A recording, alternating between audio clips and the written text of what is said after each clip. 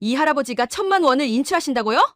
직원의 웃음소리가 로비에 퍼졌습니다. 그 순간 제 가슴속 무언가가 무너져 내렸습니다. 대리석 바닥이 반짝였고 모두의 시선이 제게 쏠렸습니다. 누군가는 코웃음을 쳤고 누군가는 안쓰럽다는 표정을 지었습니다. 하지만 그들은 몰랐습니다. 내가 어떤 사람인지 그리고 곧 어떤 일이 벌어질지 말입니다. 그날의 모욕은 제 인생을 바꾸었습니다. 과연 돈보다 무거운 것은 무엇이었을까요? 오늘의 사연 지금 바로 시작합니다. 그날 오후 광화문 한빛은행 본점 로비는 평소와 다르지 않았습니다. 대리석 바닥이 차갑게 빛났고 천장의 샹들리에가 은은하게 빛을 뿌렸습니다. 정장을 차려입은 사람들이 분주히 오갔고 유리창 너머로는 겨울 햇살이 비스듬히 들어왔습니다. 저는 회전문을 밀고 안으로 들어섰습니다. 낡은 코트에 바랜 운동화, 손에는 20년 넘은 통장 한 권이 들려 있었습니다. 통장 표지는 구겨져 있었고 모서리는 닳아서 하얗게 일어나 있었습니다. 번호표 발권기 앞에 섰습니다. 버튼을 누르자 종이 한 장이 나왔습니다. C-47번. 저는 그 종이를 꾹 쥐고 대기석으로 향했습니다. 그때였습니다. 옆에 서 있던 젊은 여성이 코를 찡그렸습니다. 무슨 냄새 아니에요? 그녀의 목소리는 작지 않았습니다. 주변 사람들이 고개를 돌렸습니다. 저는 아무 말도 하지 않았습니다.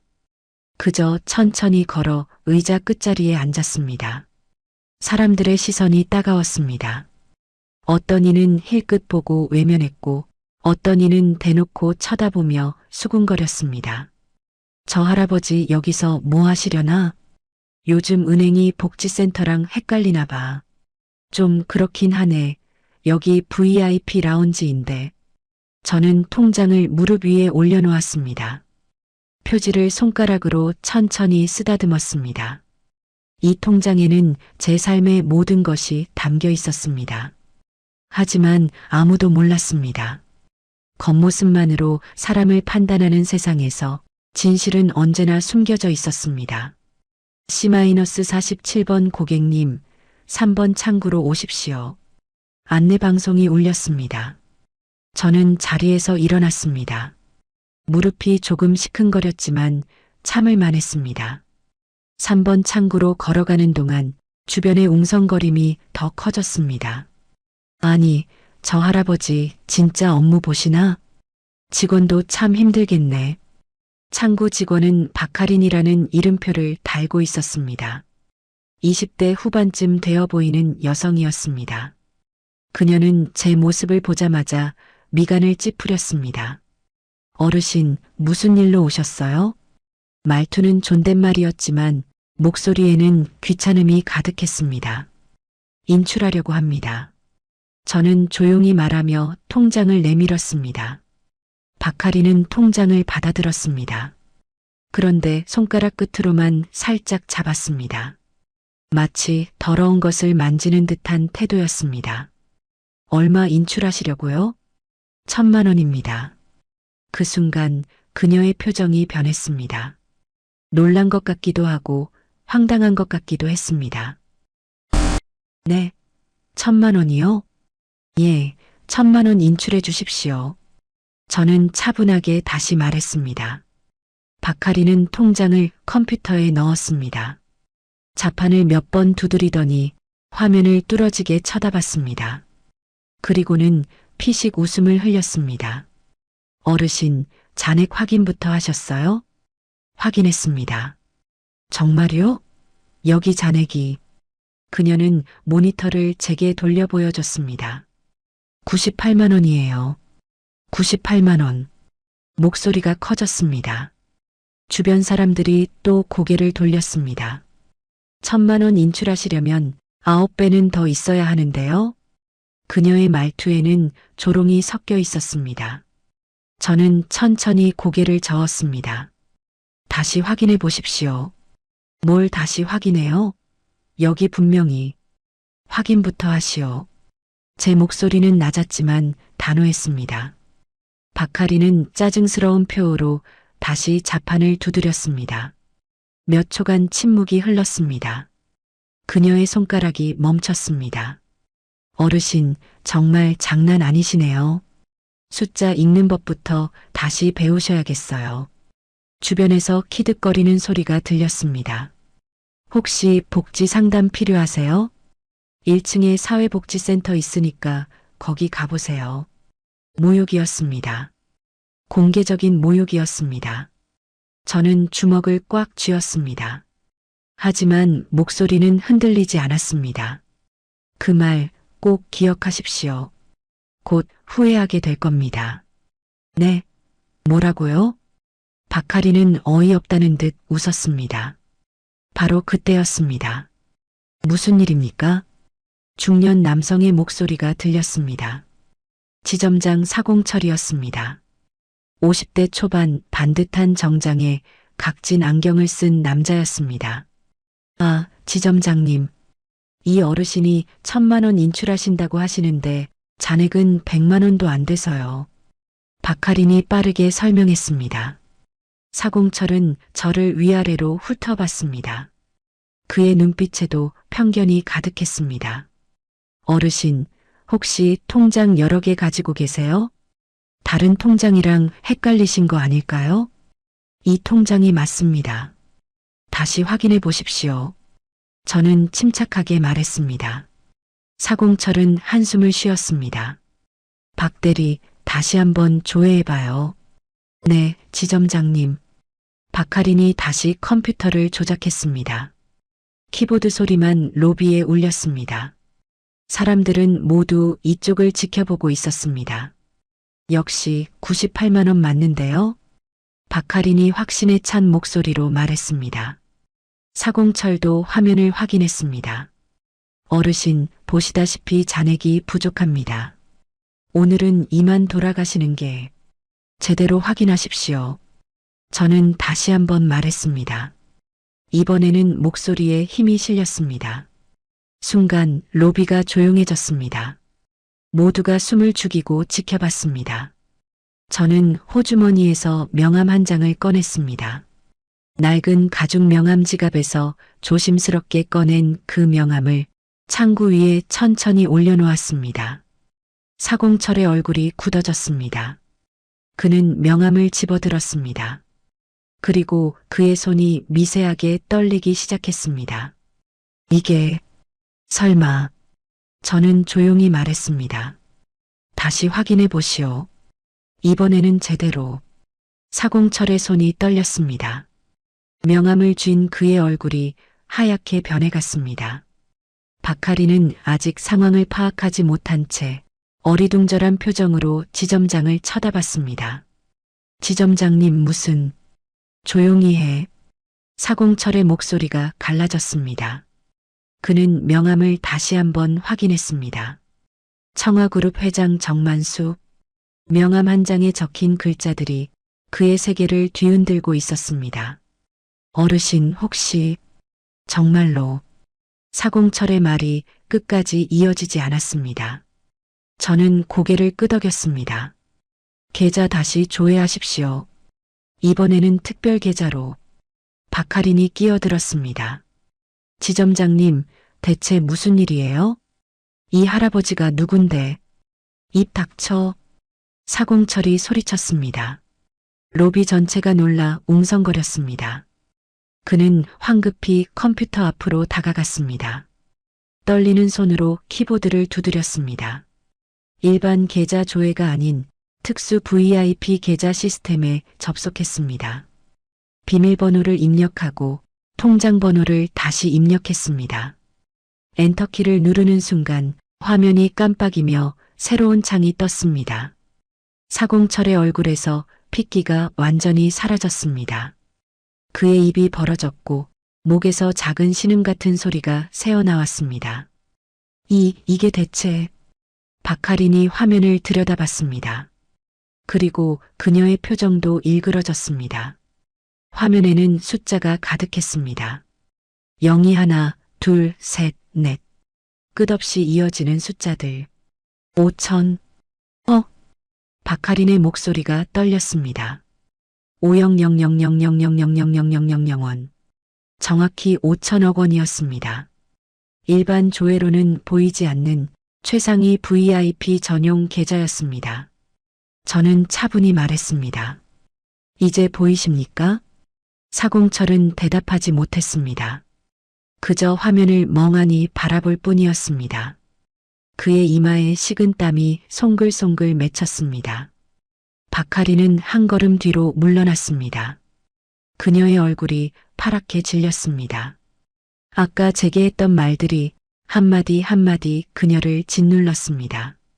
복지 상담소 가보세요. 숫자 읽는 법부터 배우세요. 그 모든 말들이 부메랑이 되어 돌아왔습니다. 주변 사람들도 웅성거리기 시작했습니다. 5천억? 진짜? 저 할아버지가? 말도 안 돼. 저는 통장을 도로 집어들었습니다. 1,000만 원 인출해 주십시오. 빨리 처리해 주시기 바랍니다. 사공철이 정신을 차렸습니다. 죄송합니다. 정말 죄송합니다. 제가 몰라 배웠습니다. 그는 허리를 90도로 숙였습니다. 은행 지점장이 고객에게 그것도 로비 한복판에서 절을 한 것입니다. 회장님, 정말 송구합니다. 저희가 신뢰를 너무 많이 범했습니다. 박하린도 뒤늦게 허리를 숙였습니다. 죄송합니다. 정말 죄송합니다. 그녀의 목소리는 울먹이고 있었습니다. 저는 그들을 내려다봤습니다. 분노보다는 실망이 컸습니다. 지금 사과하는 이유가 무엇입니까? 네. 사공철이 고개를 들었습니다. 제 통장 잔액을 받기 때문입니까? 아니면 진심으로 잘못을 깨달았기 때문입니까? 질문에 그는 대답하지 못했습니다. 답은 너무나 명확했습니다. 돈 때문이었습니다. 오직 돈 때문이었습니다. 아까는 저를 쫓아내려 했습니다. 복지센터로 가라고 했습니다. 숫자도 못 읽는다고 조롱했습니다. 제 목소리는 낮았지만 로비 전체에 울려 퍼졌습니다. 그런데 지금은 왜 사과합니까? 제 겉모습은 10분 전과 똑같은데 말입니다. 침묵이 흘렀습니다. 무거운 억압적인 침묵이었습니다. 박하린이 무릎을 꿇었습니다. 대리석 바닥에 무릎을 대고 손을 모았습니다. 죄송합니다. 정말 죄송합니다. 제가 잘못했습니다. 제가 너무 경솔했습니다. 그녀의 눈에서 눈물이 흘러내렸습니다.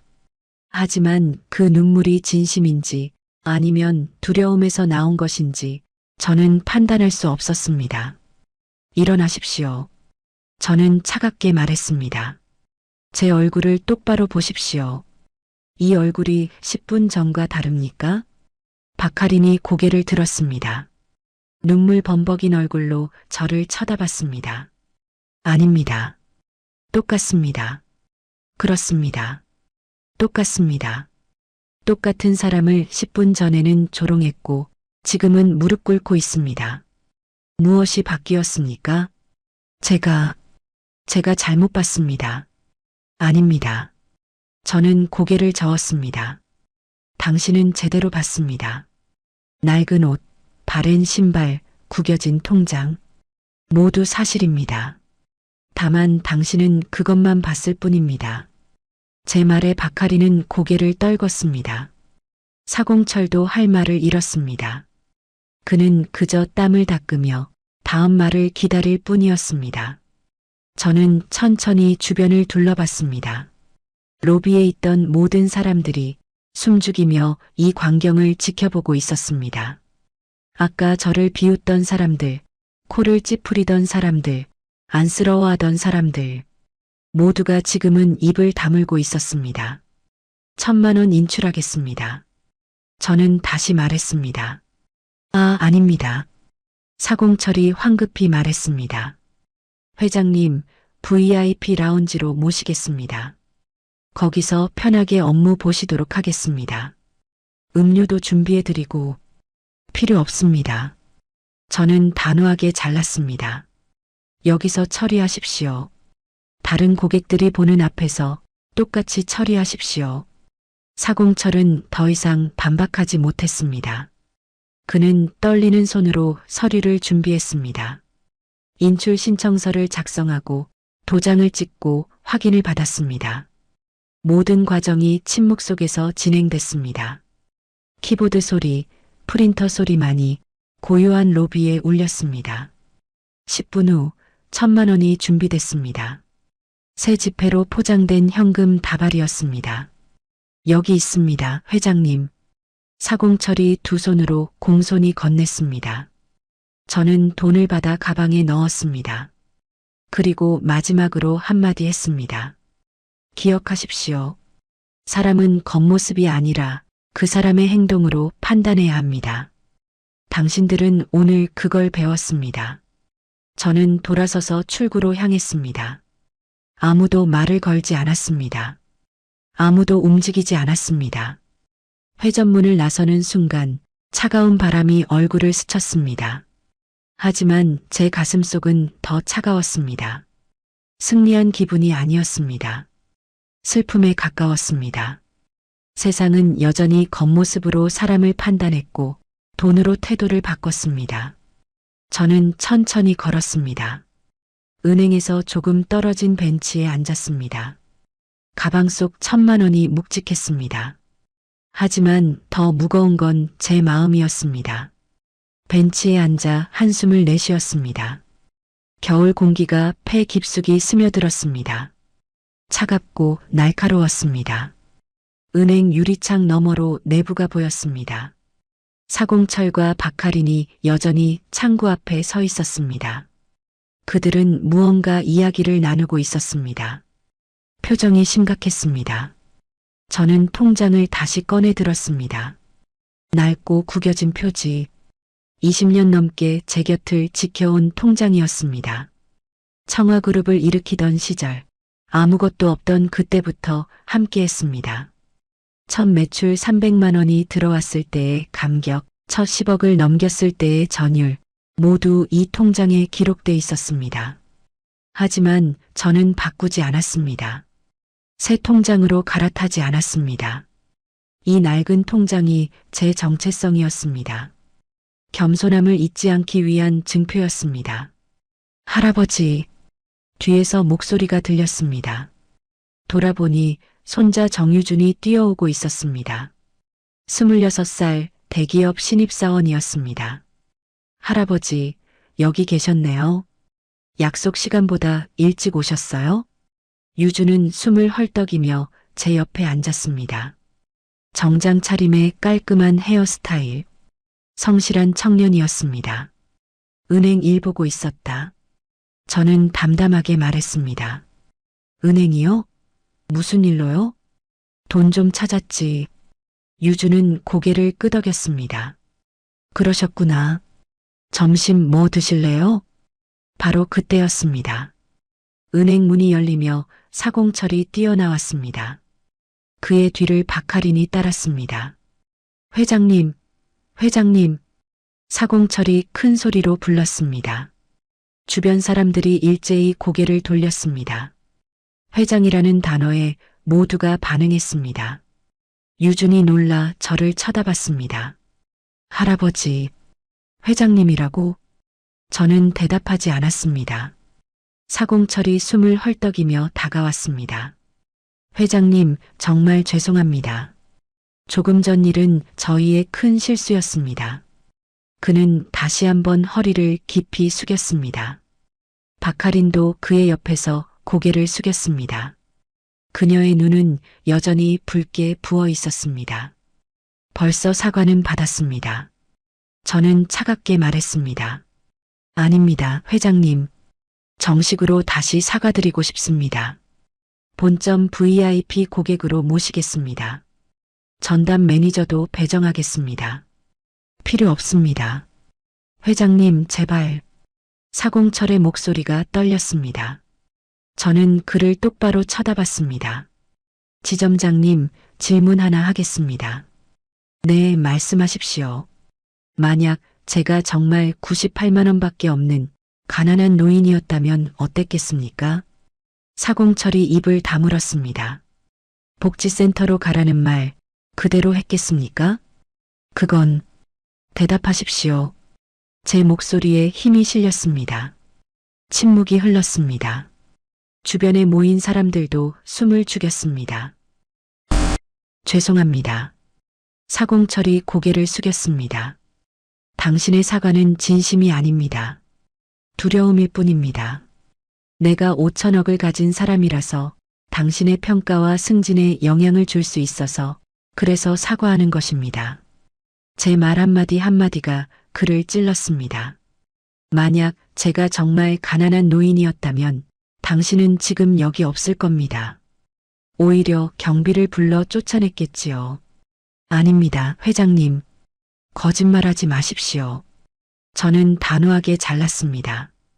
당신의 눈빛을 봤습니다. 경멸과 혐오로 가득했습니다. 그건 연기가 아닙니다. 진심이었습니다. 박하린이 흐느끼기 시작했습니다. 죄송합니다. 정말 죄송합니다. 저는 그녀를 돌아봤습니다. 박 대리님, 네. 당신은 왜 은행원이 됐습니까? 예상치 못한 질문에 그녀는 당황했습니다. 그게 저는 돈을 다루고 싶어서입니까? 아니면 사람을 돕고 싶어서입니까? 사람을 돕고 싶어서요. 그녀의 목소리가 작아졌습니다. 그렇다면 오늘 당신은 사람을 도왔습니까? 아니면 상처를 줬습니까? 박하리는 대답하지 못했습니다. 눈물만 뚝뚝 떨어졌습니다. 기억하십시오. 당신이 오늘 한 말들을요. 누군가에게는 그 한마디가 인생을 포기하게 만들 수도 있습니다. 제 말에 그녀의 어깨가 떨렸습니다. 유준이 제 팔을 잡았습니다. 할아버지, 저는 유준을 보았습니다. 그의 눈에는 충격과 혼란이 가득했습니다. 이제 가자. 저는 자리에서 일어났습니다. 회장님, 잠깐만요. 사공철이 다급하게 말했습니다. 내일 본사 임원이 직접 찾아뵙겠습니다. 정식으로 사과드리고 향후 관리 방안도 말씀드리겠습니다. 필요 없습니다. 저는 고개를 저었습니다. 회장님, 제발. 하지만 한 가지는 말씀드리겠습니다. 저는 걸음을 멈추고 뒤를 돌아봤습니다. 내일 아침 9시까지 제 계좌에서 전액 인출하겠습니다. 네, 전액이요? 사공철의 얼굴이 하얗게 변했습니다. 5천억 전액입니다. 회장님, 그건 이유를 아십니까? 사공철은 입을 떼지 못했습니다. 제 돈을 맡기고 싶지 않아서입니다. 사람을 돈으로만 판단하는 은행에 제 재산을 맡길 수 없습니다. 회장님, 다시 한번 기회는 이미 드렸습니다. 조금 전에 말입니다. 낡은 옷을 입은 노인에게 최소한의 예의를 지킬 기회를요. 제 말에 사공철은 무너지듯 주저앉았습니다. 하지만 당신들은 그 기회를 걷어찼습니다. 조롱하고 모욕하고 쫓아내려 했습니다. 죄송합니다. 정말 죄송합니다. 내일 아침 9시 타행으로 전액 이체하겠습니다. 준비해 두십시오. 저는 더 이상 말하지 않았습니다. 유준의 손을 잡고 걸음을 옮겼습니다. 뒤에서 박하린의 울음소리가 들렸습니다. 사공철의 탄식 소리도 들렸습니다. 하지만 저는 돌아보지 않았습니다. 유준은 말없이 제 옆을 걸었습니다. 한참을 걷고 나서야 그가 입을 열었습니다. 할아버지, 정말 청화그룹 회장님이세요? 저는 고개를 끄덕였습니다.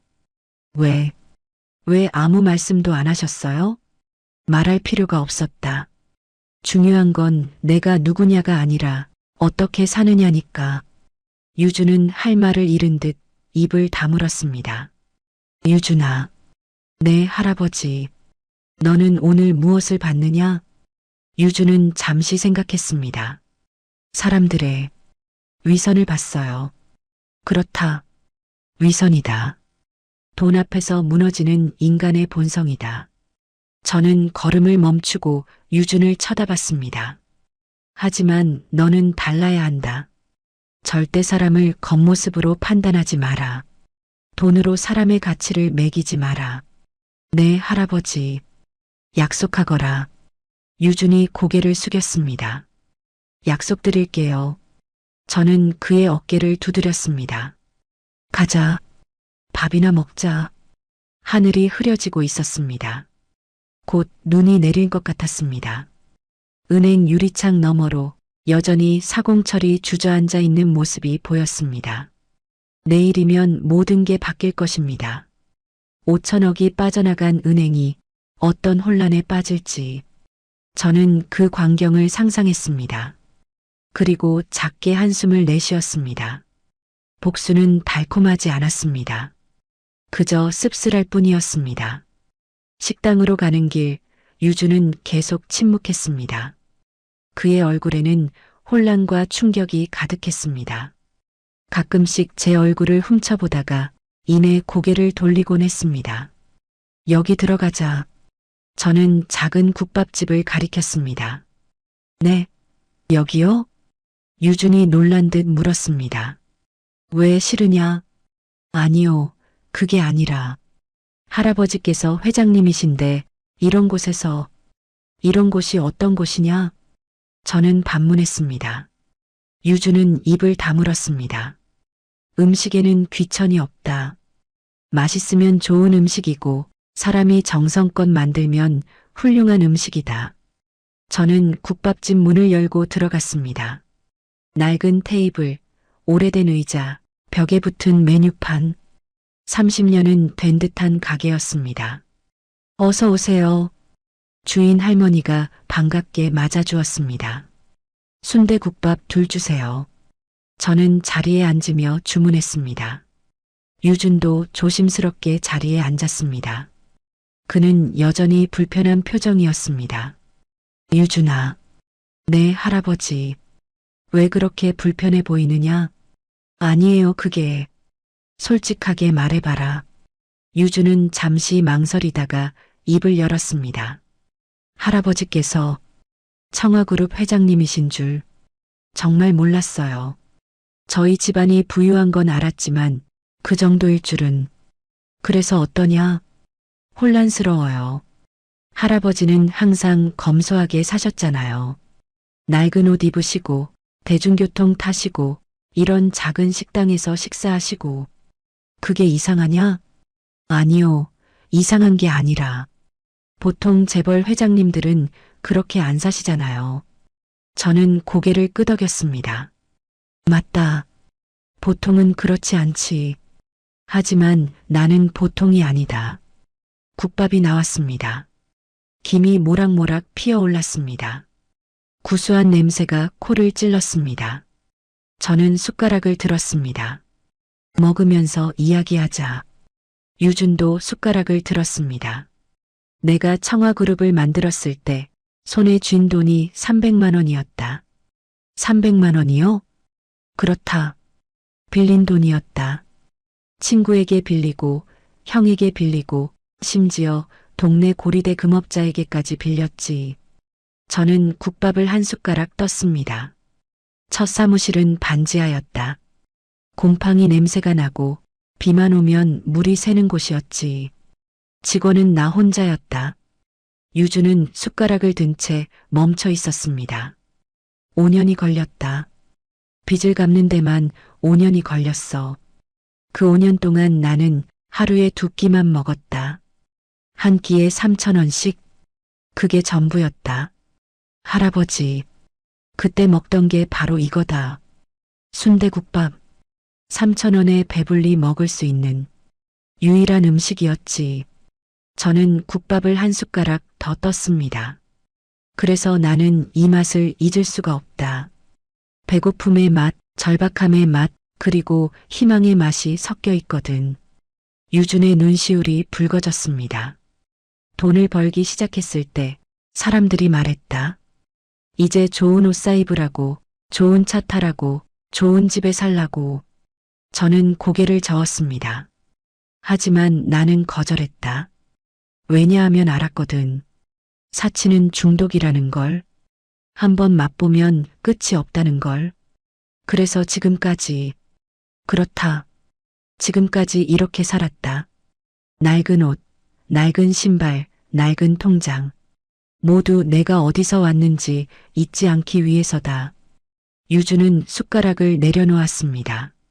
할아버지, 그럼 오늘 은행에서 일부러 그러신 거예요? 저는 고개를 끄덕였습니다. 반은 맞고 반은 틀렸다. 일부러 낡은 옷을 입고 간 건 아니다. 원래 이렇게 입고 다니니까. 하지만 그들의 반응을 시험해 본 건 맞다. 시험이요? 그렇다. 사람을 어떻게 대하는지, 겉모습이 초라한 사람을 어떻게 대접하는지 보고 싶었다. 저는 국밥을 한 숟가락 더 떴습니다. 결과는 실망스러웠다. 예상했지만 직접 겪으니 더 씁쓸했어. 할아버지, 유준아, 내가 왜 이 이야기를 하는지 아느냐? 아니요. 너에게 보여주기 위해서다. 저요? 그렇다.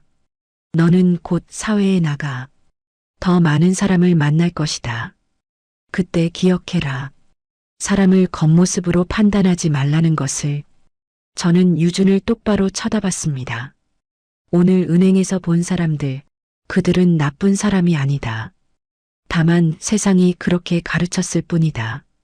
돈 있는 사람에게 잘하라고, 권력 있는 사람을 섬기라고. 그건 잘못된 거잖아요. 맞다. 잘못됐다. 하지만 그게 현실이다. 너는 그 현실 속에서 다르게 살아야 한다. 유주는 고개를 숙였습니다. 바로 그때 제 전화가 울렸습니다. 비서 김태성이었습니다. 회장님, 저 김태성입니다. 무슨 일인가? 한빛은행 본사에서 연락이 왔습니다. 내일 아침 은행장님이 직접 찾아뵙고 사과드리고 싶다고 합니다. 거절하게. 하지만 회장님, 내 말 들리지 않나? 거절하라고 했네. 알겠습니다. 그리고 내일 아침 9시 한빛은행 계좌 전액을 인출하게. 국민은행으로 이체 준비해두게. 전화 너머로 김태성의 당황하는 소리가 들렸습니다. 회장님, 5천억 전액 말씀이십니까? 그렇네. 그렇게 되면 한빛은행이. 그건 내가 상관할 일이 아니야. 내 돈을 내가 옮기는 건데 문제될 게 뭔가? 알겠습니다. 준비하겠습니다. 전화를 끊었습니다. 유준이 조심스럽게 물었습니다. 할아버지, 정말 전액 인출하시는 거예요? 그렇다. 그럼 은행이 큰일 나는 거 아니에요? 그럴 수도 있지. 그런데 괜찮으세요? 저는 잠시 생각했습니다. 유준아, 질문 하나 하마. 내가 식당에 갔는데 주인이 너를 무시하고 모욕했다. 그럼 그 식당에 다시 가겠느냐? 아니요, 안 가죠. 그렇지. 안 가는 게 당연하다. 그게 고객의 권리니까.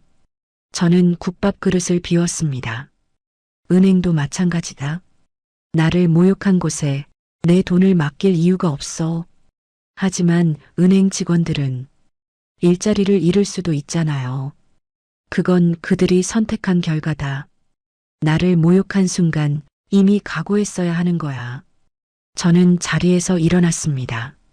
하지만 할아버지, 유준아, 착한 것과 약한 것은 다르다. 선하게 살되 부당함 앞에서는 당당해야 한다. 저는 계산을 하고 밖으로 나왔습니다. 유준이 뒤따라 나왔습니다. 차가운 바람이 불었습니다. 하늘에서 눈송이가 떨어지기 시작했습니다. 할아버지, 집까지 모셔다 드릴게요. 아니다. 걸어갈 테니 너는 가거라. 하지만 괜찮다. 혼자 생각할 시간이 필요해. 유주는 망설이다가 고개를 숙였습니다. 그럼 조심히 들어가세요. 그래, 너도 조심해서 가거라. 유준이 떠나고 저는 혼자 걷기 시작했습니다. 눈이 점점 더 많이 내렸습니다. 하얀 눈송이가 옷에 내려앉았습니다. 저는 다시 은행 앞 벤치에 앉았습니다. 같은 벤치, 같은 자리. 하지만 기분은 달랐습니다. 복수를 결심했을 때는 분노와 결의로 가득했습니다. 하지만 지금은 공허함만 남았습니다. 내일이면 5천억이 빠져나갑니다. 은행은 혼란에 빠질 것입니다. 직원들은 책임을 물을 것입니다. 그게 제가 원한 복수였습니다. 하지만 정말 이게 답일까요? 눈은 계속 내렸습니다. 세상이 점점 하얗게 물들어갔습니다. 저는 눈을 감았습니다. 그리고 내일을 생각했습니다. 다음 날 아침 8시 50분. 광화문 한빛은행 본점 앞은 평소와 달랐습니다. 은행 직원들이 입구 앞에 줄지어 서 있었습니다. 정장을 말끔히 차려입고 긴장한 표정으로 무언가를 기다리고 있었습니다. 사공철 지점장이 맨 앞에 섰습니다. 그의 얼굴은 창백했고 이마에는 식은땀이 맺혀 있었습니다. 어젯밤 한숨도 자지 못한 게 분명했습니다. 박하린도 그 옆에 서 있었습니다. 눈은 여전히 붓고 빨갛게 충혈돼 있었습니다. 손은 떨리고 있었습니다. 지점장님, 정말 오실까요? 박하린이 떨리는 목소리로 물었습니다. 올 거야. 분명히 올 거야. 사공철이 시계를 확인하며 말했습니다. 그런데 정말 전액 인출하실까요? 본사에서 그렇게 통보받았어. 오전 9시 5천억 전액 인출. 박하린의 얼굴이 더욱 하얗게 변했습니다. 그럼 우리 지점은 망하는 거야. 사공철이 쓴웃음을 지었습니다. VIP 고객 한 명 잃는 것도 문제인데 5천억이 한꺼번에 빠져나가면 유동성 위기가 온다. 다른 고객들도 불안해서 돈을 뺄 거고. 그는 말을 잇지 못했습니다. 바로 그때였습니다. 멀리서 검은색 차량 한 대가 다가왔습니다. 제네시스 지구식 최신형 리무진이었습니다. 차량이 은행 앞에 멈춰 섰습니다. 뒷좌석 문이 열렸습니다. 한 남자가 내렸습니다. 40대 중반 깔끔한 정장 차림이었습니다. 청와그룹 비서실장 김태성이었습니다. 그는 주변을 둘러본 후 차 문을 열어두었습니다. 회장님 도착했습니다. 그 말과 함께 낡은 코트를 입은 노인이 차에서 내렸습니다. 바로 저 정만수였습니다. 사공철과 직원들이 일제히 허리를 숙였습니다. 회장님, 어서 오십시오. 저는 그들을 차갑게 바라봤습니다. 인사는 필요 없습니다. 회장님, 정말 죄송합니다. 어제 일은 그 이야기도 필요 없습니다.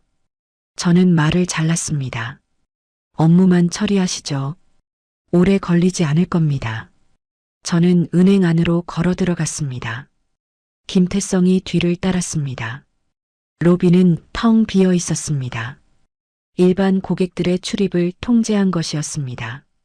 오직 저를 위한 공간이었습니다. VIP 라운지로 안내됐습니다. 고급 소파, 커피 머신, 대형 TV, 최상급 시설이었습니다. 하지만 저는 관심이 없었습니다. 빨리 처리합시다. 네, 회장님. 사공철이 서류를 꺼냈습니다. 5천억 원 전액 인출 및 타행 이체 맞으신가요? 맞습니다. 이체 받으실 은행은 국민은행입니다. 계좌번호는 비서실장이 알고 있습니다. 김태성이 명함을 건넸습니다. 뒷면에 계좌번호가 적혀 있었습니다. 사공철은 떨리는 손으로 서류에 적었습니다. 펜을 쥔 손에 힘이 없었습니다. 회장님, 그가 간신히 입을 열었습니다. 한 번만 더 생각해 주시면 안 될까요? 저희가 정말 잘못했습니다. 다시는 이런 일이 없도록 하겠습니다. 지점장님, 저는 그를 똑바로 쳐다봤습니다. 만약 제가 정말 가난한 노인이었다면 당신은 이렇게 사과했을까요? 사공철은 대답하지 못했습니다. 당신의 사과는 진심이 아닙니다. 두려움일 뿐입니다. 돈이 무서워서, 지위가 무서워서, 그래서 고개를 숙이는 겁니다. 회장님, 나는 그런 사과를 원하지 않습니다. 저는 서류에 도장을 찍었습니다. 이걸로 끝입니다. 사공철은 서류를 들고 일어섰습니다. 처리하겠습니다. 그가 나가자 라운지에는 저와 김태성만 남았습니다. 회장님, 김태성이 조용히 말했습니다. 네, 정말 괜찮으십니까? 무엇이 말인가? 이렇게까지 하시는 게 맞는 건지. 저는 창밖을 바라봤습니다. 로비에서 직원들이 분주히 움직이고 있었습니다. 컴퓨터 앞에 앉아 이체 절차를 진행하고 있었습니다. 태성이, 네, 회장님. 내가 청화그룹을 만들 때 가장 먼저 정한 원칙이 뭔지 아나?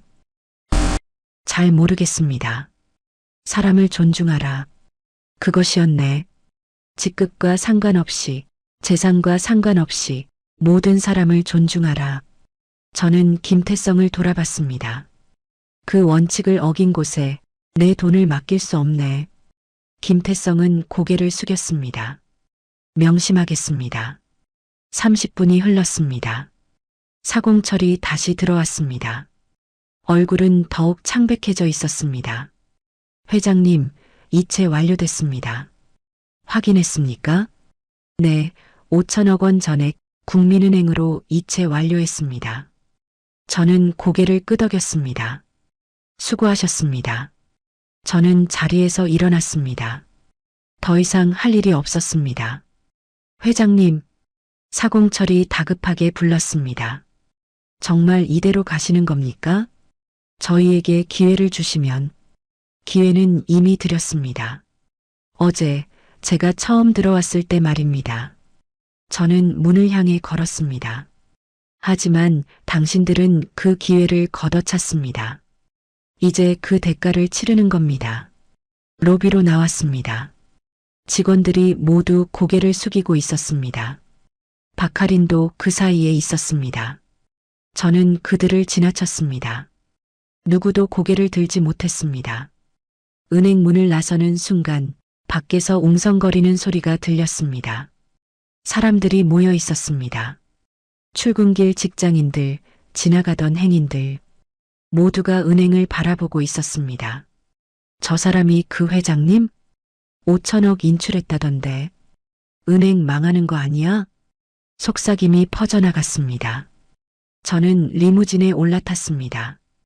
김태성이 운전석에 앉았습니다. 회장님, 어디로 가시겠습니까? 사무실로. 차가 출발했습니다. 백미러로 은행이 점점 멀어졌습니다. 사공철이 은행 앞에 멍하니 서 있었습니다. 그의 어깨가 축 처져 있었습니다. 저는 창밖을 바라봤습니다. 서울거리가 스쳐 지나갔습니다. 평범한 아침이었습니다. 하지만 한빛은행에게는 평범하지 않은 아침이었습니다. 회장님, 김태성이 조심스럽게 말했습니다. 네, 방금 본사에서 연락 왔습니다. 한빛은행 주가가 폭락하고 있다고 합니다. 그렇군. 그리고 다른 VIP 고객들도 인출을 요청하기 시작했다고 합니다. 저는 아무 말도 하지 않았습니다. 회장님, 정말 괜찮으신 겁니까? 무엇이? 은행이 정말 위기에 빠질 수도 있습니다. 저는 한참을 침묵했습니다. 태성이, 네, 회장님. 세상에는 두 가지 힘이 있네. 사람을 꺾는 힘과 사람을 바꾸는 힘. 나는 오늘 사람을 꺾는 힘을 보여줬네. 하지만 그게 전부는 아니야. 무슨 말씀이신지 기다려보게. 진짜 중요한 건 이제부터일세. 차는 계속 달렸습니다. 청화그룹 본사를 향해. 저는 눈을 감았습니다. 오늘 하루가 어떻게 흘러갈지 이미 알고 있었습니다. 폭풍이 몰아칠 것입니다. 언론이 들끓을 것입니다. 사람들이 수군거릴 것입니다. 하지만 그 폭풍 속에서 진실이 드러날 것입니다. 사람을 어떻게 대해야 하는지, 돈이 전부가 아니라는 것, 그리고 존중이 얼마나 중요한지, 저는 작게 미소 지었습니다. 오늘은 시작일 뿐입니다. 진짜 이야기는 이제부터입니다. 청와그룹 본사 회장실, 50층 높이의 건물 최상층에 위치한 이곳은 서울 시내가 한눈에 내려다 보이는 곳이었습니다. 하지만 저는 창밖을 보지 않았습니다. 책상 위에 놓인 서류를 보고 있었습니다. 노크 소리가 들렸습니다. 회장님, 김태성입니다. 들어오게. 김태성이 태블릿을 들고 들어왔습니다. 그의 표정이 심각했습니다. 회장님, 상황이 심상치 않습니다. 말해보게. 한빛은행 주가가 개장 30분 만에 15% 폭락했습니다. 거래가 일시 중단됐습니다. 저는 고개를 끄덕였습니다. 그리고 다른 VIP 고객들의 인출 요청이 폭주하고 있습니다. 현재까지 집계된 금액만 2조 원이 넘습니다. 계속하게 언론에서 긴급 속보를 내보내고 있습니다.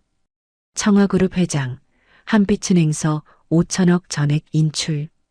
모든 방송사가 다루고 있습니다. 김태성이 태블릿을 건넸습니다. 화면에는 뉴스 화면이 떠 있었습니다. 청와그룹 정만수 회장이 한빛은행에서 5천억 원을 전액 인출했습니다. 은행 측 직원의 무례한 응대가 원인으로 알려졌습니다. 앵커의 목소리가 차갑게 흘러나왔습니다. 한빛은행 측은 아직 공식 입장을 내놓지 않고 있으며 금융당국은 긴급 점검에 나선 것으로 알려졌습니다. 저는 태블릿을 내려놓았습니다. 회장님, 김태성이 조심스럽게 말했습니다. 한빛은행 은행장이 직접 면담을 요청했습니다. 어떻게 하시겠습니까? 거절하게. 하지만 회장님, 내 말 들었나? 네, 알겠습니다. 김태성이 나가려는 순간 다시 노크 소리가 들렸습니다. 회장님, 비상입니다. 비서의 급한 목소리였습니다. 들어오게. 비서가 황급히 문을 열었습니다. 회장님, 한빛은행 본점 앞에 고객들이 몰리고 있습니다. 무슨 말인가? 인출하려는 고객들이 줄을 서고 있습니다. 은행이 곧 파산할 거라는 소문 때문에 저는 자리에서 일어났습니다. TV를 켜보게. 비서가 리모컨으로 벽면에 대형 TV를 켰습니다. 뉴스 채널이 생중계를 하고 있었습니다. 한빛은행 본점 앞 수백 명의 사람들이 모여 있었습니다. 저희 돈 돌려주세요. 은행 망하는 거 맞죠? 제 평생 저축한 돈인데. 고함 소리가 뒤섞여 들렸습니다. 경찰이 출동해 통제하고 있었지만 사람들의 불안은 가라앉지 않았습니다. 카메라가 은행 내부를 비쳤습니다. 모든 창구에 사람들이 줄지어 서 있었습니다. 직원들은 땀을 뻘뻘 흘리며 응대하고 있었습니다. 사공철 지점장의 모습도 보였습니다. 그는 마이크를 잡고 사람들을 진정시키려 했습니다. 여러분, 진정하십시오. 은행은 안전합니다. 예금은 모두 보호됩니다. 하지만 아무도 믿지 않았습니다. 그럼 왜 청와그룹 회장은 돈을 뺐어요? 누군가 소리쳤습니다. 그건 개인적인 사정으로. 사공철의 목소리가 떨렸습니다. 거짓말 마세요. 은행이 위험하니까 빼신 거잖아요. 군중이 더욱 술렁였습니다. 박하린도 화면에 잡혔습니다.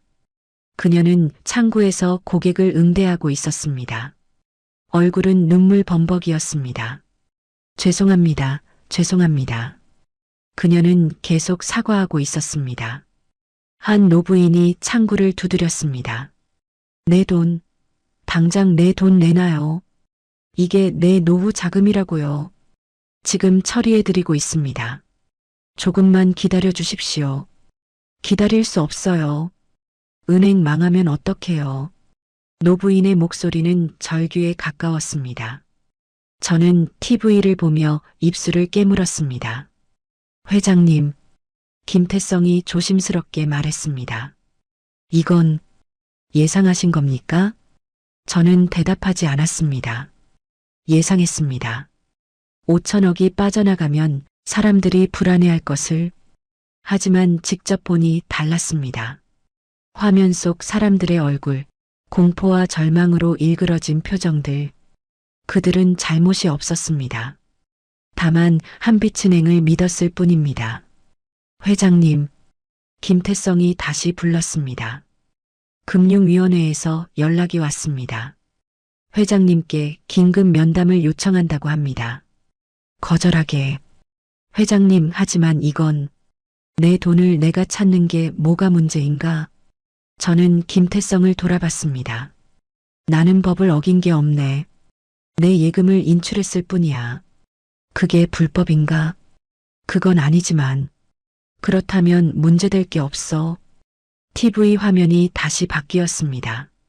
기자가 한빛은행 본사 앞에 서 있었습니다.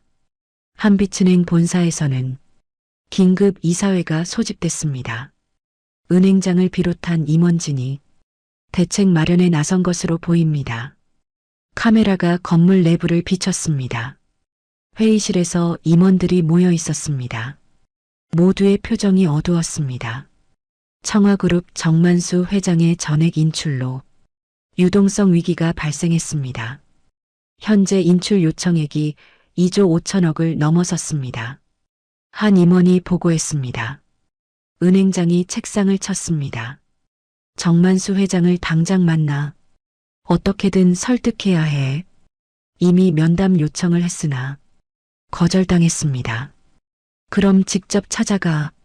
무릎 꿇고 빌어서라도 돈을 다시 맡기게 해. 은행장의 목소리가 떨렸습니다. 하지만 회장님, 다른 임원이 말했습니다. 이미 뉴스에 다 나갔습니다. 직원의 무례한 응대가 원인이라고. 이건 우리 잘못입니다. 그래서 어쩌란 말인가? 은행이 망해도 된다는 거야? 그게 아니라. 닥쳐. 다들 닥치라고. 은행장이 소리쳤습니다. 화면이 다시 스튜디오로 바뀌었습니다. 전문가 패널이 앉아 있었습니다. 교수님, 이번 사태를 어떻게 보십니까? 경제학 교수가 답했습니다. 매우 심각한 상황입니다. 한 개인의 대규모 인출이 뱅크런을 촉발시킨 사례는 드뭅니다.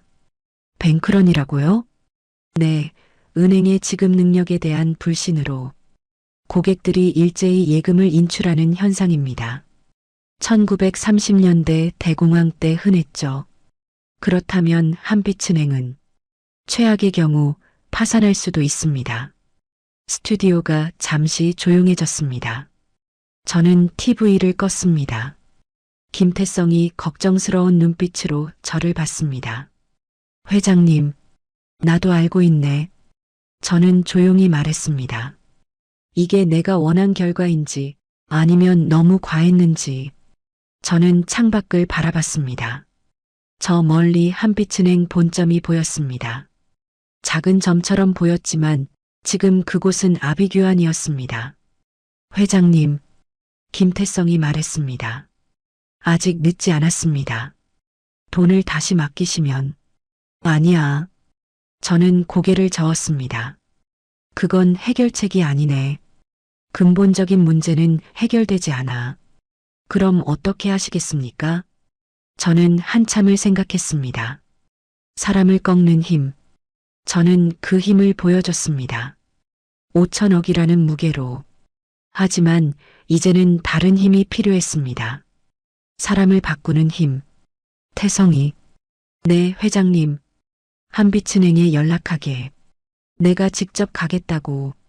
네, 직접 가신다고요? 그렇네. 이제 끝을 볼 때가 됐어. 저는 코트를 걸쳤습니다. 회장님, 무슨 계획이? 보게 될 걸세. 저는 회장실을 나섰습니다. 엘리베이터를 타고 1층으로 내려갔습니다. 로비를 지나는데 직원들이 모두 저를 쳐다봤습니다. 걱정과 궁금증이 뒤섞인 눈빛들이었습니다. 밖으로 나오자 리무진이 대기하고 있었습니다. 한빛은행 본점으로 차가 출발했습니다. 창밖으로 서울거리가 스쳐 지나갔습니다. 사람들은 평범한 일상을 살고 있었습니다. 하지만 한빛은행 주변은 평범하지 않았습니다. 10분 후 은행 앞에 도착했습니다. 수백 명의 사람들이 여전히 몰려 있었습니다. 경찰 차량도 여러 대 보였습니다. 제가 차에서 내리자 사람들이 웅성거렸습니다. 저 사람이 정만수 회장이야. 돈 다 찾아간 사람. 저 사람 때문에 이렇게 된 거야.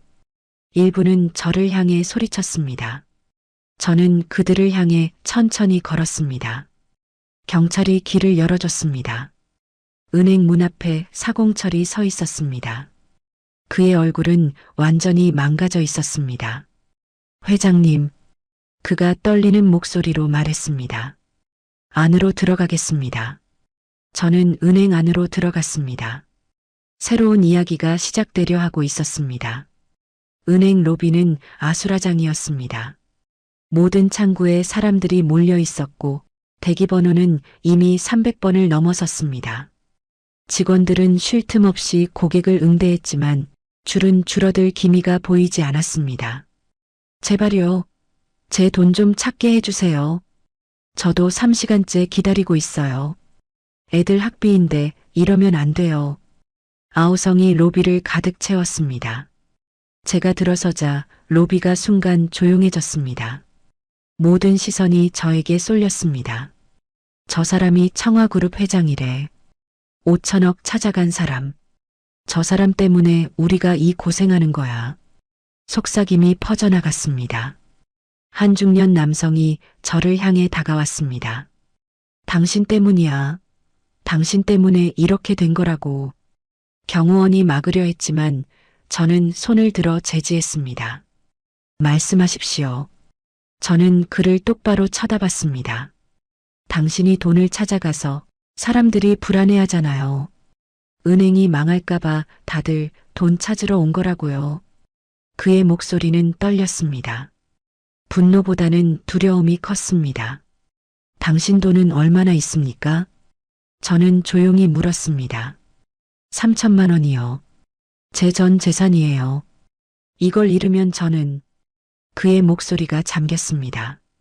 저는 고개를 끄덕였습니다. 잃지 않을 겁니다. 무슨 말씀이세요? 당신의 돈은 안전합니다. 제가 보장하겠습니다. 중년 남성은 어리둥절한 표정을 지었습니다. 저는 로비 중앙으로 걸어갔습니다. 사람들이 길을 열어줬습니다. 여러분, 저는 큰 소리로 말했습니다. 로비의 모든 사람들이 저를 쳐다봤습니다. 저는 청와그룹 정만수입니다. 어제 이 은행에서 5천억 원을 인출했습니다. 술렁임이 잃었습니다. 그 사실 때문에 여러분이 불안해하신다는 것 알고 있습니다. 그럼 왜 그렇게 하신 거예요? 한 여성이 소리쳤습니다. 은행 망하게 하려고요? 저는 고개를 저었습니다. 그게 아닙니다. 그럼 뭐예요? 저는 잠시 침묵했습니다. 그리고 천천히 입을 열었습니다. 어제 저는 이 은행에서 모욕을 당했습니다. 사람들이 귀를 기울였습니다. 낡은 옷을 입고 왔다는 이유로 복지센터로 가라는 말을 들었습니다. 통장 숫자도 못 읽는다는 조롱을 받았습니다. 공개적으로 수치를 당했습니다. 로비가 조용해졌습니다. 저는 화가 났습니다. 하지만 더 슬펐습니다. 제 목소리가 떨렸습니다. 겉모습만으로 사람을 판단하는 세상, 돈으로 사람의 가치를 매기는 세상, 그게 너무 슬펐습니다. 한 노인이 고개를 끄덕였습니다. 그래서 저는 결정했습니다. 이런 은행에 제 돈을 맡길 수 없다고. 그래서 인출했습니다. 그럼 은행이 어떻게 되든 상관없다는 거예요? 누군가 물었습니다. 아닙니다. 저는 단호하게 말했습니다. 은행이 망하는 걸 원하지 않습니다. 여러분의 돈이 사라지는 것도 원하지 않습니다. 그럼 왜 이렇게 하신 거예요? 바꾸고 싶었습니다. 이 은행을, 이 세상을. 저는 사공철을 쳐다봤습니다. 그는 멀찍이 서서 저를 바라보고 있었습니다. 지점장님, 이리 오십시오. 사공철이 떨리는 걸음으로 다가왔습니다. 회장님, 여러분께 말씀하십시오. 어제 저에게 무슨 말을 했는지. 사공철의 얼굴이 창백해졌습니다. 회장님, 제발 말하십시오. 침묵이 흘렀습니다. 사공철이 고개를 숙였습니다. 제가 회장님을 모욕했습니다. 구체적으로 말하십시오. 회장님의 옷차림을 보고 가난한 노인이라고 판단했습니다. 무시했고 쫓아내려 했습니다. 사람들이 웅성거렸습니다. 하지만 회장님의 통장 잔액을 보고는 태도를 180도 바꿨습니다. 사과하고 굽신거렸습니다. 사공철의 목소리가 떨렸습니다. 제가 잘못했습니다. 사람을 돈으로 판단했습니다. 은행원으로서, 아니 인간으로서 해서는 안 될 짓을 했습니다. 그는 무릎을 꿇었습니다. 로비 한가운데서 수백 명이 보는 앞에서 죄송합니다. 정말 죄송합니다. 사람들은 아무 말도 하지 않았습니다. 저는 사공철을 내려다봤습니다. 일어나십시오. 회장님, 일어나라고 했습니다. 사공철이 떨리며 일어났습니다. 저는 로비를 돌아봤습니다. 여러분, 질문 하나 하겠습니다. 모두가 저를 쳐다봤습니다. 만약 제가 정말 가난한 노인이었다면 여러분은 저를 어떻게 대했을까요? 아무도 대답하지 않았습니다. 무시했을 겁니다. 귀찮아했을 겁니다. 어쩌면 같은 말을 했을지도 모릅니다. 복지센터로 가라고. 제 말에 몇몇 사람들이 고개를 떨궜습니다. 우리는 모두 그렇습니다. 겉모습으로 사람을 판단합니다. 돈으로 가치를 매깁니다. 저는 한 걸음 앞으로 나갔습니다. 하지만 그건 틀렸습니다. 사람의 가치는 돈이 아닙니다. 옷이 아닙니다. 지위가 아닙니다. 그럼 뭔데요? 한 젊은이가 물었습니다. 그 사람의 행동입니다. 어떻게 사는가, 어떻게 남을 대하는가. 그게 사람의 가치를 결정합니다. 저는 사공철을 돌아봤습니다. 지점장님은 어제 저를 모욕했습니다. 하지만 오늘은 무릎 꿇고 사과했습니다. 변할 수 있다는 걸 보여줬습니다. 사공철의 눈에서 눈물이 흘렀습니다. 그게 중요합니다. 완벽한 사람은 없습니다. 하지만 변하려고 노력하는 사람은 있습니다. 저는 가방에서 서류를 꺼냈습니다. 어제 인출한 5천억 원, 오늘 다시 입금하겠습니다. 로비가 술렁였습니다. 네, 다시 입금하신다고요? 한 여성이 놀라 물었습니다. 그렇습니다. 왜요? 모욕당하셨는데. 복수는 끝났습니다. 이제는 회복할 시간입니다. 저는 사공철에게 서류를 건넸습니다. 지점장님, 처리해 주십시오. 사공철은 서류를 받아들었습니다. 손이 떨려서 제대로 잡지도 못했습니다. 회장님, 정말로. 하지만 조건이 있습니다. 무엇이든 하겠습니다. 이 은행의 모든 직원이 모든 고객을 똑같이 대해야 합니다. 부자든 가난한 사람이든 노인이든 젊은이든 모두에게 존중과 예의를 갖춰야 합니다. 사공철이 고개를 끄덕였습니다. 약속드립니다. 반드시 그렇게 하겠습니다. 그리고 이 약속을 어기면 그때는 정말로 모든 걸 인출할 겁니다. 두 번째 기회는 없습니다. 명심하겠습니다. 저는 로비의 사람들을 쳐다봤습니다. 여러분의 돈은 안전합니다. 은행은 망하지 않습니다. 안심하고 돌아가셔도 됩니다. 한 노부인이 앞으로 나왔습니다. 아까 창구에서 울던 그분이었습니다. 회장님, 감사합니다. 그녀의 목소리는 떨렸습니다. 제 노후 자금이 날아갈까봐 정말 무서웠어요. 감사합니다. 정말 감사합니다. 그녀가 고개를 숙였습니다. 저는 그녀의 손을 잡았습니다. 괜찮습니다. 이제 안전합니다. 한 명, 두 명, 사람들이 박수를 치기 시작했습니다. 박수는 점점 커져서 로비 전체를 가득 채웠습니다. 저는 박수를 받으며 고개를 숙였습니다. 이게 제가 원한 것이었습니다. 사람을 꺾는 것이 아니라 사람을 바꾸는 것. 복수가 아니라 회복. 박하린이 창구에서 저를 바라보고 있었습니다. 그녀의 얼굴에는 눈물과 미소가 섞여 있었습니다. 저는 그녀에게 고개를 끄덕여 보였습니다. 그녀도 고개를 숙여 인사했습니다. 저는 은행을 나섰습니다. 밖에는 여전히 사람들이 있었지만 분위기는 달라져 있었습니다. 회장님, 회장님, 기자들이 달려왔습니다. 다시 입금하신 이유가 뭡니까? 은행에 경고를 주시려던 건가요? 앞으로 계획이 어떻게 되십니까? 질문이 쏟아졌습니다. 저는 마이크 앞에 섰습니다. 저는 오늘 한 가지를 배웠습니다. 무엇입니까? 사람은 바뀔 수 있다는 것입니다. 잘못을 인정하고 진심으로 사과하고 변하려고 노력한다면 누구나 새로운 사람이 될 수 있습니다. 한빛은행에 하실 말씀이 있습니까? 약속을 지키십시오. 모든 고객을 존중하십시오. 그것만이 진정한 은행의 모습입니다. 저는 더 이상 말하지 않았습니다. 리무진에 올라타고 창밖을 바라봤습니다. 은행 앞에 모였던 사람들이 하나둘씩 흩어지고 있었습니다. 표정이 한결 밝아져 있었습니다. 저는 작게 미소 지었습니다.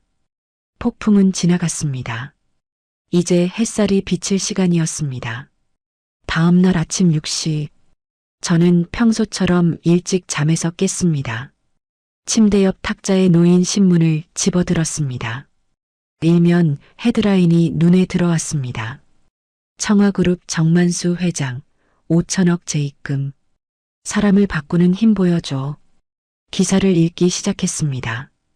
청와그룹 정만수 회장이 한빛은행에서 인출했던 5천억 원을 다시 입금하며 금융계에 큰 파장을 일으켰다.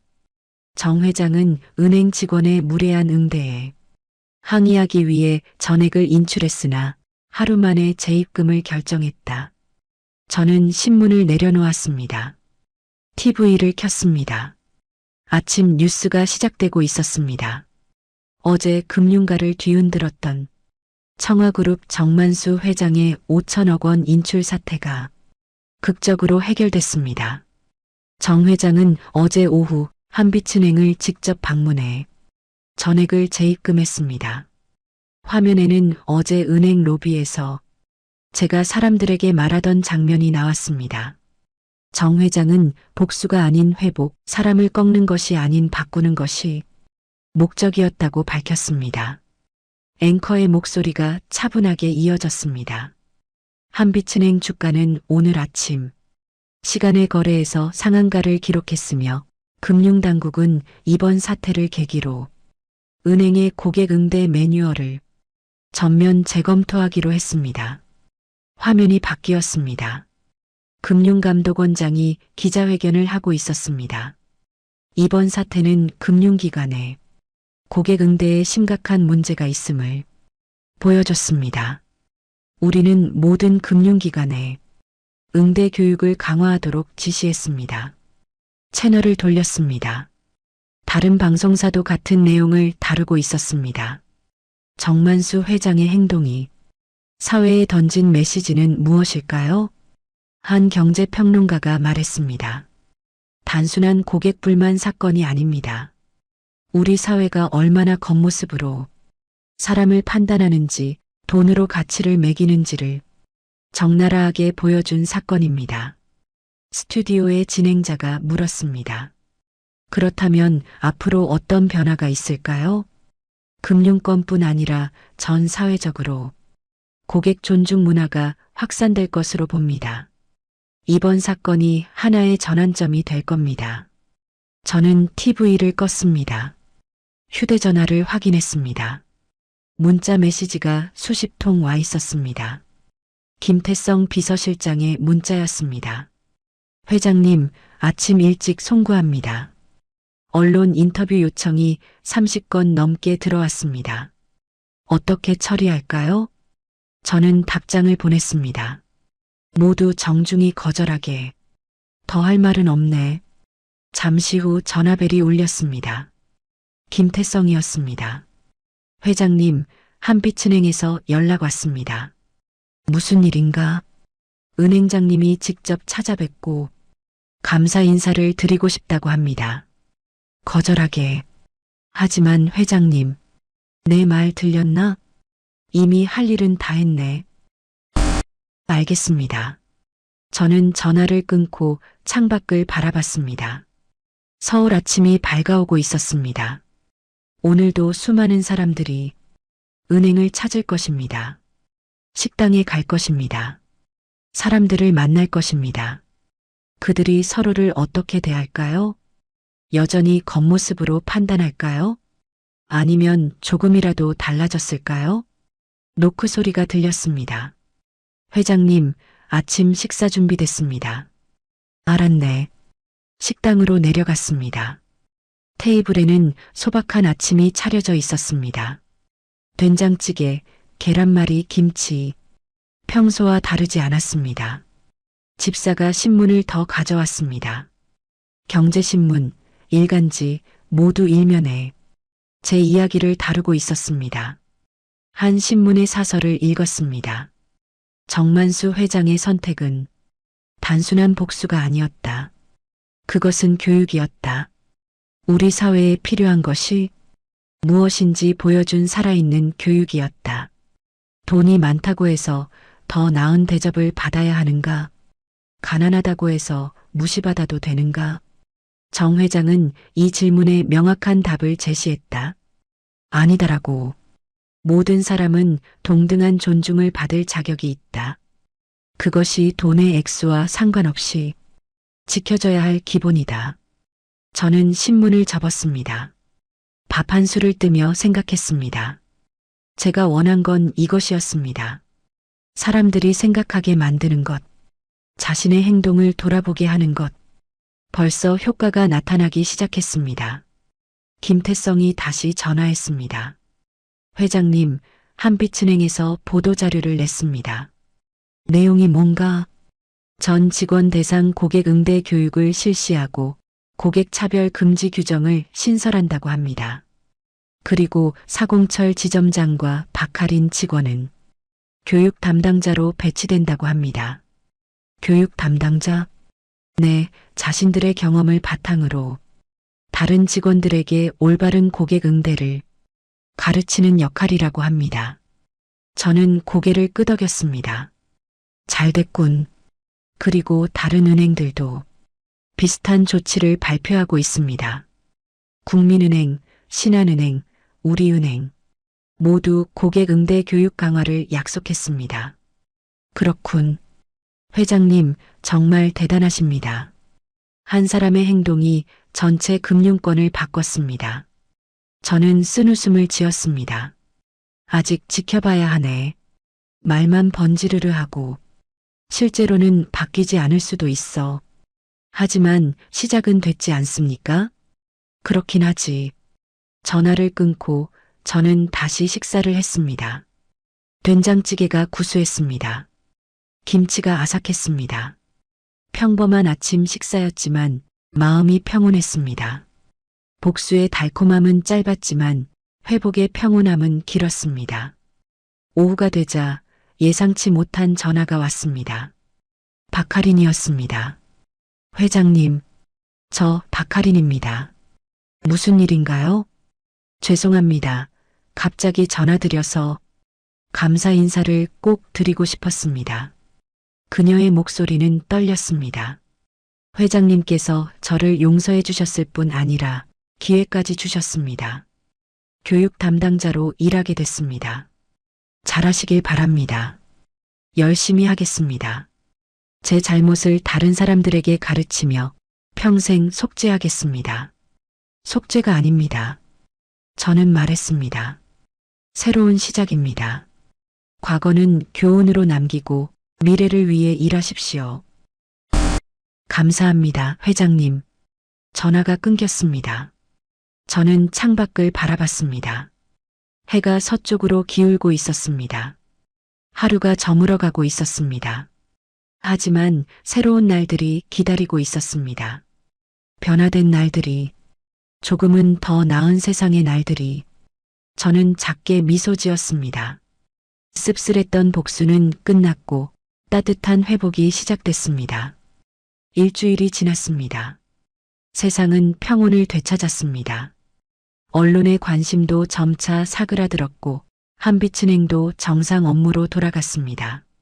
저는 평소처럼 산책을 나섰습니다. 낡은 코트를 걸치고 바랜 운동화를 신고 광화문 거리를 천천히 걸었습니다. 겨울 햇살이 따스했습니다. 사람들은 각자의 일상을 살고 있었습니다. 누구도 저를 알아보지 못했습니다. 그게 좋았습니다. 작은 카페 앞을 지나가다가 익숙한 얼굴이 보였습니다. 유리창 너머 카페 안에 한 여성이 앉아 있었습니다. 박하린이었습니다. 그녀는 혼자 커피를 마시며 노트북으로 무언가 작업하고 있었습니다. 얼굴은 일주일 전보다 훨씬 밝아 보였습니다. 저는 잠시 망설이다가 카페 문을 열고 들어갔습니다. 어서 오세요. 카운터 직원이 밝게 인사했습니다. 아메리카노 한 잔 주세요. 네, 잠시만 기다려주세요. 커피를 받아들고 박하린이 앉은 테이블로 다가갔습니다. 자리가 비어 있습니까? 박하린이 고개를 들었습니다. 순간 그녀의 눈이 크게 떠졌습니다. 회장님? 조용히 하시오. 그냥 지나가던 노인일 뿐입니다. 저는 마주보는 자리에 앉았습니다. 박하린은 당황한 표정으로 급히 노트북을 닫았습니다. 죄송합니다. 제가 너무 놀라서. 괜찮습니다. 일하시던 건가요? 네, 교육 자료를 만들고 있었습니다. 다음 주부터 신입 직원 교육이 시작돼서요. 그녀는 조심스럽게 말했습니다. 어떤 내용입니까? 고객 응대에 관한 내용입니다. 어떻게 하면 모든 고객을 동등하게 존중할 수 있는지. 박하린의 목소리가 잠겼습니다. 제 경험을 바탕으로 만들고 있습니다. 제가 얼마나 잘못했는지, 그리고 그 때문에 어떤 일이 일어났는지. 힘들지 않습니까? 힘듭니다. 그녀는 솔직하게 답했습니다. 제 잘못을 계속 돌아봐야 하니까요. 그때 제가 한 말들을 다시 떠올리면 밤에 잠을 못 잘 때도 있습니다. 저는 커피를 한 모금 마셨습니다.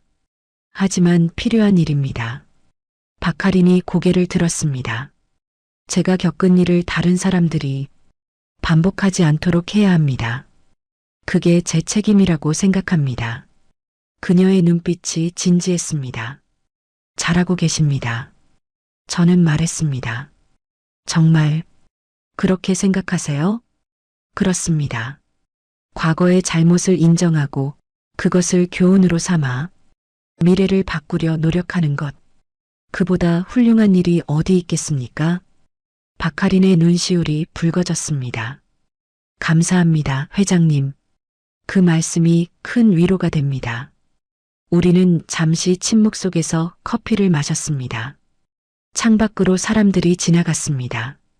정장을 입은 직장인, 유모차를 끄는 젊은 엄마, 지팡이를 짚은 노인, 교복을 입은 학생.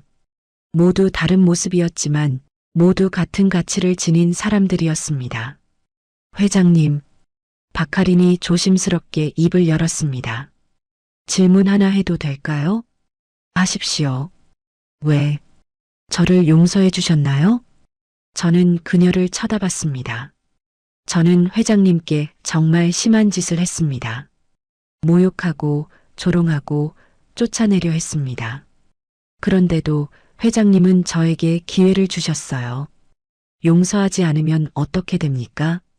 네. 당신이 평생 죄책감에 시달립니다. 나도 평생 분노를 안고 살아갑니다.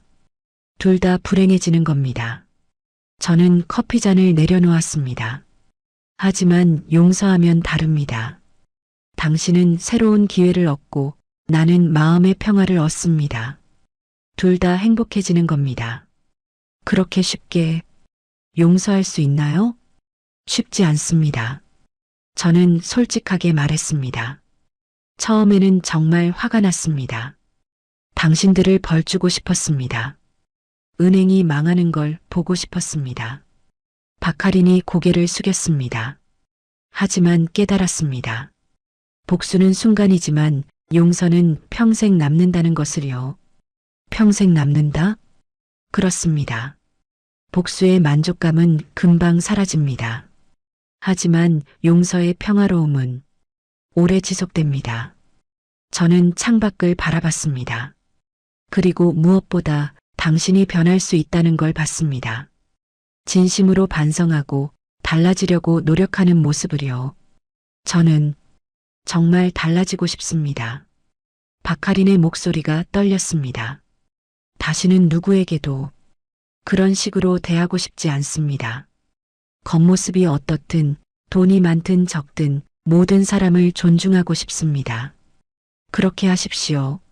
하지만 가끔은 두렵습니다. 무엇이 두렵습니까? 제가 또다시 실수할까봐요. 무의식 중에 누군가를 차별할까봐 걱정됩니다. 저는 고개를 끄덕였습니다. 그 두려움이 있는 한 당신은 괜찮을 겁니다. 네, 완벽한 사람은 없습니다. 누구나 실수합니다. 중요한 건 그 실수를 깨닫고 고치려고 노력하는 것입니다. 저는 그녀의 손을 가볍게 두드렸습니다. 당신에게는 그 의지가 있습니다. 그것만으로 충분합니다. 박하린이 눈물을 훔쳤습니다. 감사합니다, 회장님. 평생 잊지 않겠습니다. 우리는 다시 커피를 마셨습니다. 카페 문이 열리며 한 노숙인처럼 보이는 남자가 들어왔습니다. 낡은 옷에 머리는 헝클어져 있었고 얼굴은 수염으로 덮여 있었습니다. 카운터 직원이 잠시 망설였습니다. 하지만 이내 밝게 웃으며 말했습니다. 어서 오세요. 무엇을 드릴까요? 남자는 주머니를 뒤져 동전을 꺼냈습니다. 이걸로 살 수 있는 거 있나요? 물론이죠. 따뜻한 커피 한 잔 드릴게요. 직원은 친절하게 커피를 만들어 건넸습니다. 남자는 놀란 표정으로 커피를 받았습니다. 감사합니다. 정말 감사합니다. 그는 구석자리에 앉아 조심스럽게 커피를 마시기 시작했습니다. 저는 박하린을 쳐다봤습니다. 그녀도 그 장면을 보고 있었습니다. 보셨습니까? 저는 조용히 말했습니다. 네, 봤습니다. 저 직원은 겉모습을 보지 않았습니다. 그저 고객으로 대했을 뿐입니다. 박하린이 고개를 끄덕였습니다. 저도 저렇게 하고 싶습니다. 하실 수 있습니다. 이미 첫걸음을 뗐으니까요.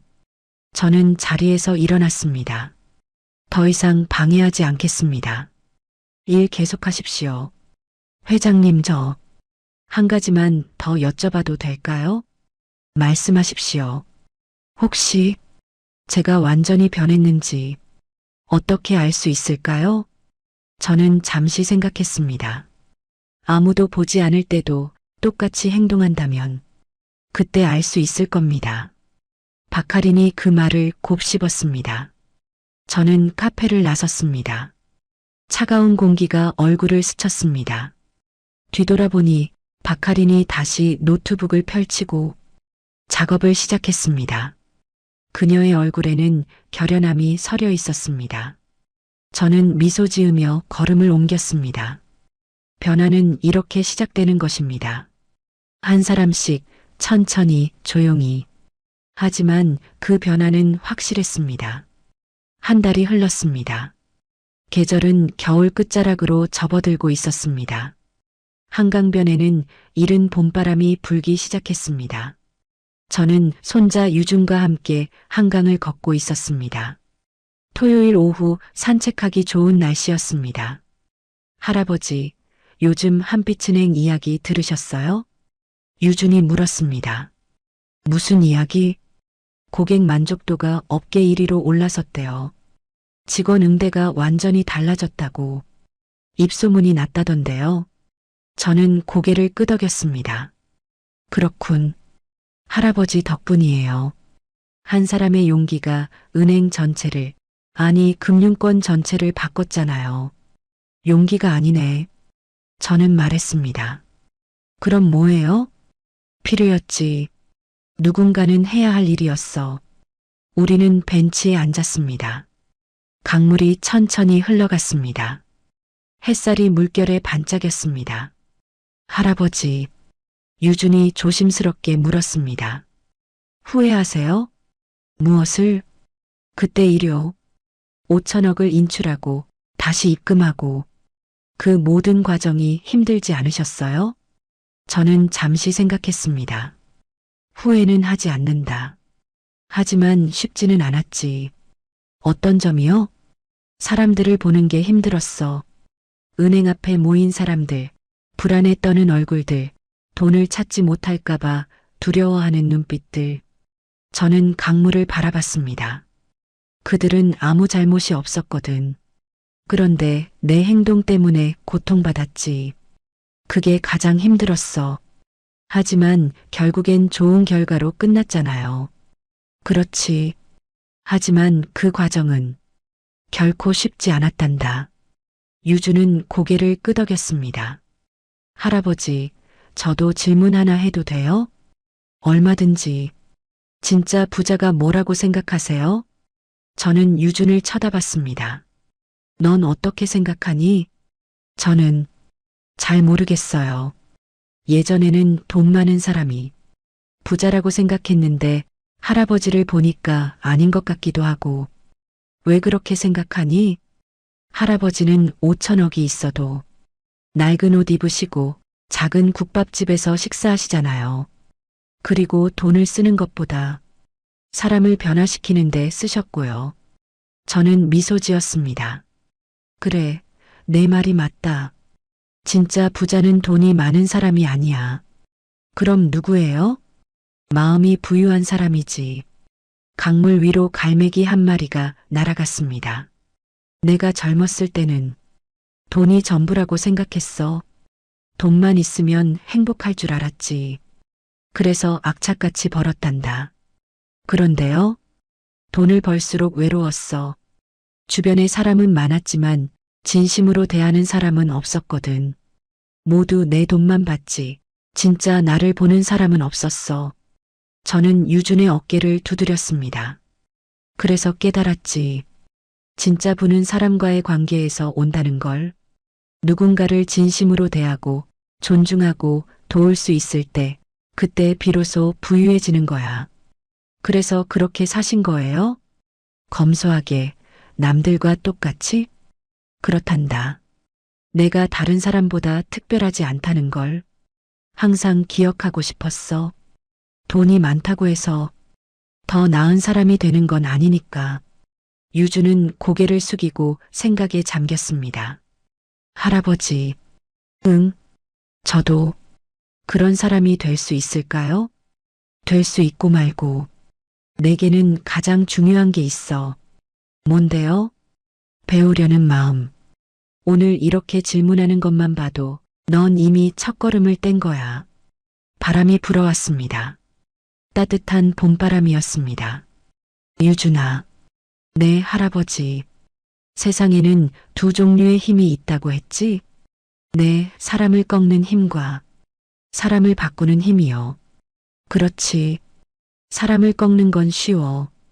돈으로, 권력으로 누르면 되니까. 하지만 그건 오래가지 않아. 저는 유준을 똑바로 쳐다봤습니다. 진짜 어려운 건 사람을 바꾸는 거야. 그 사람의 마음을 움직이고 생각을 바꾸고 행동을 달라지게 만드는 것. 그게 진짜 힘이야. 할아버지는 그걸 하신 거죠? 노력했지. 완벽하진 않았지만 적어도 시작은 만들었어. 유준이 물었습니다. 그럼 그게 할아버지가 생각하는 진짜 승리예요? 저는 고개를 끄덕였습니다. 그렇단다. 진정한 승리는 상대를 꺾는 게 아니라 상대를 바로 세우는 거야. 바로 세운다? 그래. 박하리는 실수했어. 나를 모욕했고 무시했지. 하지만 나는 그녀를 짓밟지 않았어. 대신 일어설 기회를 줬지. 저는 강물을 바라봤습니다. 지금 그녀는 다른 사람들을 가르치고 있어. 자신의 실수를 교훈으로 삼아서 말이야. 그게 진정한 승리야. 한 사람이 무너진 게 아니라 한 사람이 더 나은 사람으로 변한 거지. 유준의 눈이 반짝였습니다. 멋있어요, 할아버지. 아니야, 멋있는 게 아니야. 그냥 옳은 거지. 벤치에서 일어났습니다. 다시 걷기 시작했습니다. 한강변 길을 따라 사람들이 오가고 있었습니다. 자전거 타는 사람, 조깅하는 사람, 강아지 산책시키는 사람. 모두 평범한 일상을 살고 있었습니다. 유준아, 네. 너도 언젠가 어려운 선택을 할 날이 올 거야. 복수할 것인가, 용서할 것인가, 꺾을 것인가, 세울 것인가. 그때는 어떻게 해야 해요? 내 마음에 물어봐라.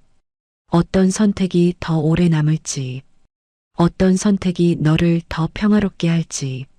저는 유준의 어깨에 손을 얹었습니다. 그리고 기억해라. 진짜 부자는 돈이 많은 사람이 아니라 마음이 풍요로운 사람이라는 걸. 명심할게요, 할아버지. 우리는 계속 걸었습니다. 해가 서쪽으로 기울고 있었습니다. 하늘이 주황빛으로 물들었습니다.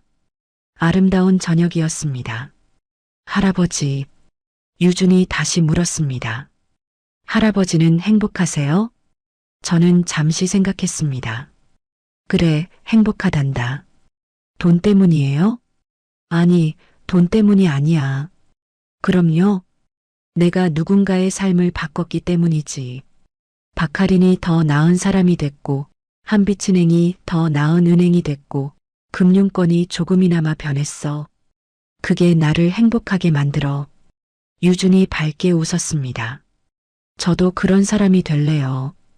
돈이 아니라 사람을 바꾸는 사람. 잘 생각했다. 그게 진짜 부자의 길이야.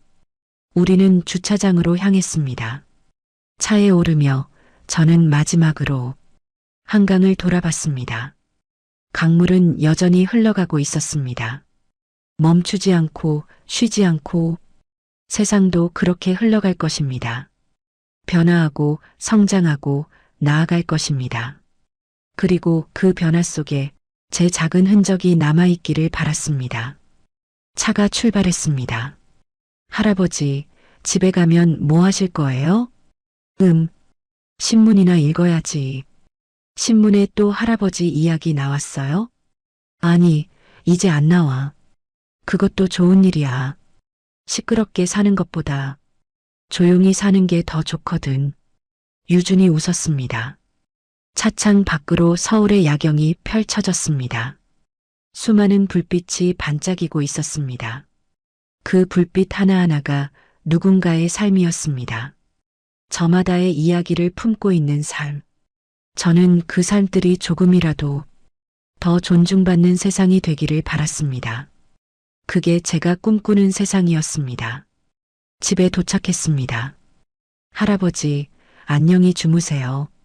그래, 너도 조심해서 가거라.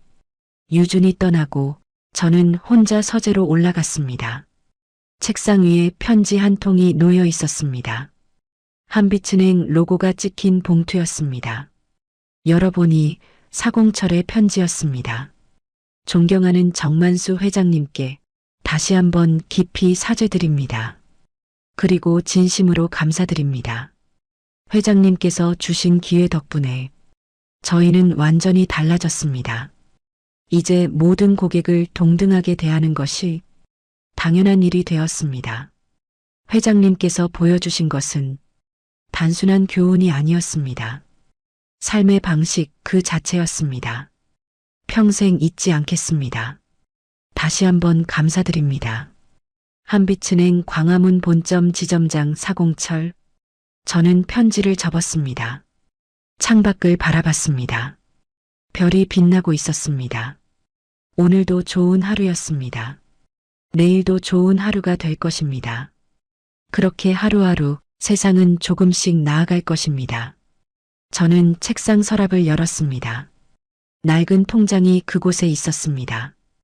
20년을 함께한 통장. 이제는 더 이상 쓰지 않지만 버릴 수도 없는 통장. 제 삶의 증표였습니다. 저는 통장을 쓰다듬었습니다. 고맙다. 작게 속삭였습니다. 그리고 서랍을 닫았습니다. 새로운 내일을 위해. 여러분이 저라면 어떻게 하셨을까요? 복수를 택하셨을까요? 용서를 택하셨을까요? 여러분의 생각이 궁금합니다. 댓글로 들려주십시오.